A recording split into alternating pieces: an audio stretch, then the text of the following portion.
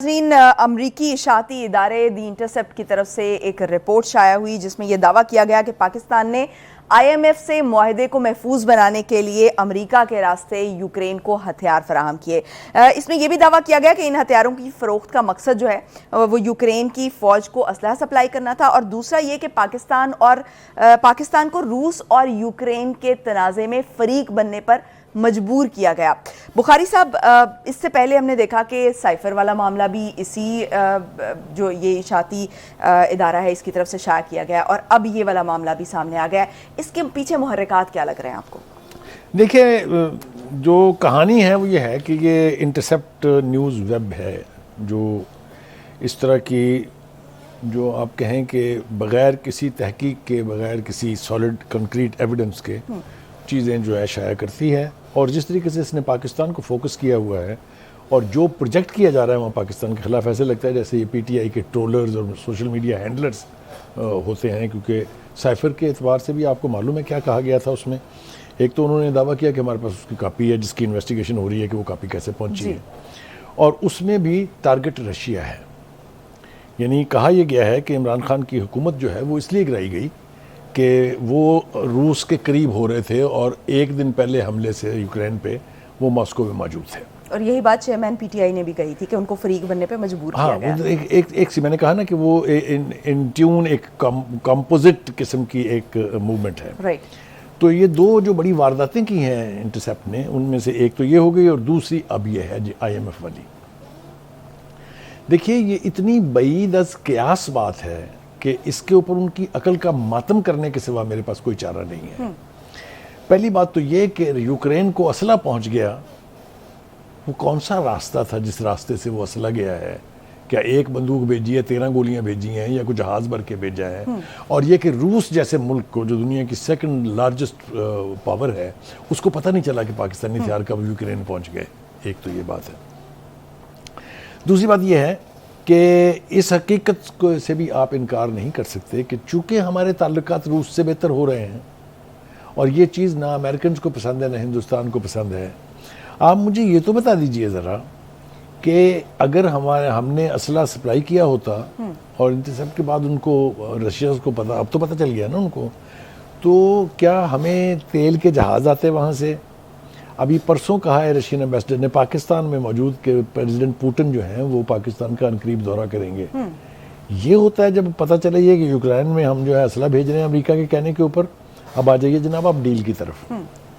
یہ اس سے زیادہ شرمناک بات ہے۔ میں یہ سمجھتا ہوں کہ جس طرح کی ڈیل ہمیں آئی ایم ایف نے دی ہے، میرا نہیں خیال کہ اس سے زیادہ دشمنی ہم سے کی جا سکتی ہے۔ جب ہمیں اسلحہ سپلائی کرنے کے عوض یا اس کے انعام کے طور پر ڈیل ملتی تو ہماری زندگی آسان ہوتی کہ مشکل ہوتی؟ ہماری تو بہاریں لگ جاتی۔ ہماری تو زندگی عذاب کر دی ہے آئی ایم ایف نے۔ جس قسم کی کنڈیشنلٹیز کا سامنا ہمیں ہے، دنیا میں اس کا کوئی پیرلل اور کوئی مثال آپ کو نہیں ملے گی۔ تو یہ اس طرح یہ ہے انعام ہمیں اس ڈیل کا۔ ایک طرف آپ یہ یاد رکھیے کہ جب کبھی بھی ہم نے امریکہ کے اتحادی کے طور پر یا ادروائز ان کی مدد کی ہے جنگوں میں، 2 افغانستان کی جنگیں موجود ہیں، تو پھر اس کا ہمیں انعام ملتا ہے۔ پھر ہمارے ہاں ہماری معیشت جو ہے وہ ٹھیک ہو جاتی ہے، کیونکہ ڈالروں کی بھرمار ہو جاتی ہے۔ اگر آپ کو یاد ہو افغان وار کے دوران جو وار سپورٹ فنڈ ملتا تھا، حالانکہ اس کے اوپر بھی بڑے سوالیہ نشان ہیں۔ امریکنز کا کہنا ہے کہ ہم نے $12.6 بلین آپ کو دیے ہیں، اور وہ چونکہ سارے تھے مرحوم پرویز مشرف صاحب کے دور میں، تو اس وقت جب سوال اٹھا اس کے اوپر تو انہوں نے کہا کہ وہ چونکہ فوجی لڑے تھے، فوجیوں کا ہی نقصان ہوا تھا، اس لیے وہ ہم نے فوج کے کھاتے میں ڈائریکٹ ڈال دیے۔ کہاں ہوتا ہے یہ؟ تو یہ بھی ہمارے ملک میں ہوا۔ اینی وے، تو کہنے کا مطلب یہ ہے کہ یہ اتنی بے معنی، بے تکی یعنی حرکت کی ہے انٹرسیپٹ نے، کہ اس کو کوالیفائی کرنے کے لیے، اس کو ثابت کرنے کے لیے، میرا خیال ہے کہ پاکستان کی حکومت جو ہے صرف تردید کرنے تک نہیں رکے گی، ہمیں ایکشن انیشیٹ کرنا چاہیے ان کے خلاف۔ کیا ایکشن لینا چاہیے؟ آپ امریکہ کی گورنمنٹ اور وہاں کے جو ادارے ہیں ان میں کیس کر سکتے ہیں ان کے خلاف۔ آپ انٹرنیشنل کورٹ میں جا سکتے ہیں کہ یہ ایجنسی جو ہے یہ پاکستان کا تاثر اور اس کا جو یعنی چہرہ ہے اس کو بگاڑنے کے لیے کمپین کر رہی ہے، اور تعلقات خراب۔ کیونکہ میں آپ کو بتاؤں اور ایمانداری سے میں یہ کہہ رہا ہوں کہ ان کے پاس کوئی راستہ نہیں ہے اپنی یہ دونوں حرکات کو ثابت کرنے کا، سائفر والے ایشو پر بھی اور اب یہ آئی ایم ایف والے ایشو کے اوپر بھی. دیکھیں جب کبھی بھی ہم نے امریکہ کے ساتھ مل کے کوئی واردات کی ہے یا کسی جنگ کا حصہ بنے ہیں، جیسا میں نے پہلے کہا، معیشت ہماری بہتر ہوتی ہے. اور خاص طور سے 1960s کی دہائی میں لے جاؤں اگر آپ کو، جب ہم سیٹو اور سینٹو کے ممبر تھے تو آپ کو پتا پاکستان میں میسو انڈسٹریلائزیشن ہوئی تھی. انڈسٹریل گروتھ یاد ہے بہت نا زیادہ آپ کو، ہوئی. ٹیکسلا ہیویلک کمپلیکس سے لے کے پتہ نہیں کیا کیا جو ہے اس میں لگا تھا، اور پھر وہ پاکستان اسٹیل مل لگی تھی وغیرہ وغیرہ. تو یہ بات، میرا خیال یہ ہے کہ پاکستان حکومت کو اس کے خلاف ایکشن انیشیٹ کرنا چاہیے، پروٹیسٹ کرنا چاہیے امریکن ایمبیسڈر سے. آزادی رائے اپنی جگہ ہے، لیکن without any concrete proof and without any documentary proof آپ اس طرح کی خوفناک ایلیگیشنز نہیں لگا سکتے. تو یہ میں سمجھتا ہوں کہ خدمت کی جا رہی ہے پی ٹی آئی کی، وچ از آل رائٹ.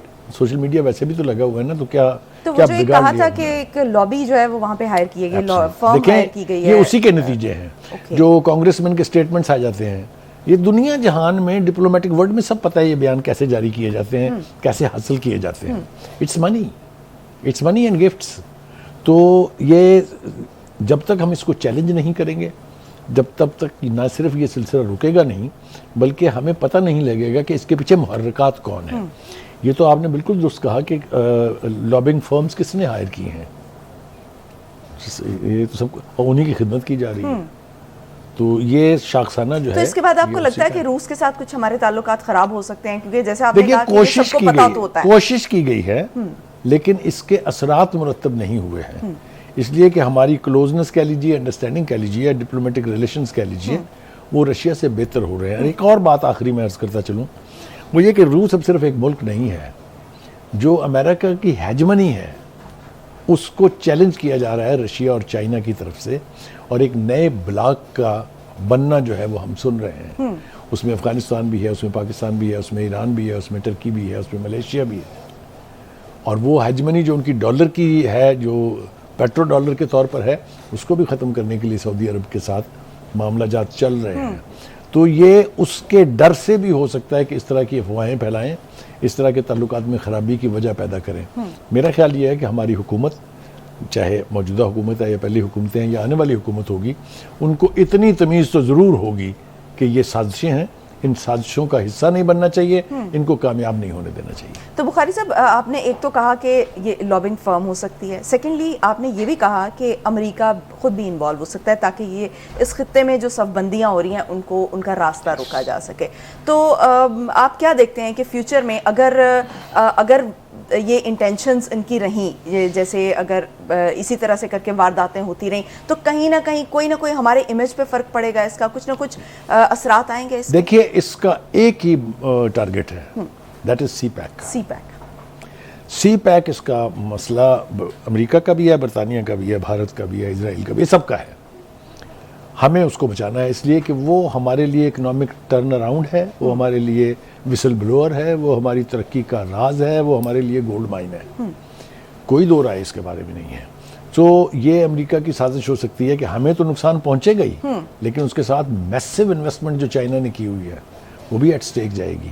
اور دوسرا یہ کہ یہ امریکہ کی طرف سے کوشش ہو رہی ہے، بھارت کی طرف سے کوشش ہو رہی ہے کہ اس کو آگے مزید پھیلنے سے روکا جائے، سی پیک کو یہیں تک محدود کر دیا جائے، کیونکہ یہ تو کوئی اینڈ ہی نہیں ہے نا. جب دنیا کو بینیفٹ، اکنامک بینیفٹ نظر آئے گا اس میں، تو وہ حصہ بنیں گے. کچھ ممالک کی تو باقاعدہ درخواستیں ہیں، ایران کا نام لیا جا سکتا ہے کہ ہمیں آپ اس کا حصہ بنائیں اور ہماری چاہ بہار جو پورٹ ہے اس کو آپ سپلیمنٹری پورٹ ڈکلیئر کر دیں اس کی.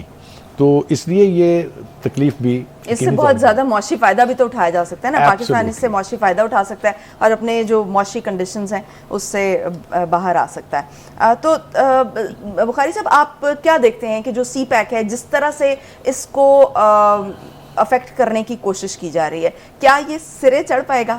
دیکھیے گزارش یہ ہے کہ ایک رجیم ایسی ہے جو پی ٹی آئی کی رجیم تھی جس نے اس کے اوپر کام کو روکا تھا، جس نے، میں بہت محتاط الفاظ استعمال کر رہا ہوں، جس نے اس پورے پروجیکٹ کو سبوٹیج کرنے کی کوشش کی تھی. ادروائز جتنی پولیٹیکل پارٹیز ہیں، جتنے مین سٹیک ہولڈرز ہیں، ان سب کو پتہ ہے کہ یہ پاکستان کے لیے کس قدر کارآمد اور کتنا پروفیٹیبل پروپوزیشن ہو سکتی ہے. کامیاب اس میں وہ اس لیے نہیں ہو سکتے کہ ہندوستان کی کوششوں کا میں نے تذکرہ پہلے سیگمنٹ میں کر دیا تھا، اگر آپ کو یاد ہو. لیکن چائنا تو ویری کانشیس، اور اب تو ایک چونکہ میرین سیکورٹی اتھارٹی بن گئی ہے جس میں پاکستان اور چائنا دونوں کے فوجی جو ہیں وہ شامل ہیں، اور انڈین اوشن جو ہے وہ اس کی مانیٹرنگ بھی کی جائے گی. تو میں سمجھتا ہوں کہ سی پیک جو ہے تمام تر خطرات کے باوجود is still in safe hands.